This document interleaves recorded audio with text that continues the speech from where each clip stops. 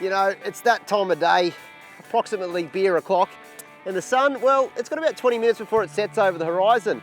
Now, just because the sun goes down doesn't mean you have to turn the lights out, because I've got a really simple and cost-effective solution that'll transform my campsite and it'll be like it's daylight around the truck. This right here is the Illuminator 5-bar camp light kit. Now, it really is super simple to set up. The Illuminator 5-bar camp light kit really is a plug-and-play solution. You can configure them any way to suit your campsite, and they've got magnetic backs on them, so it means you can put them basically anywhere.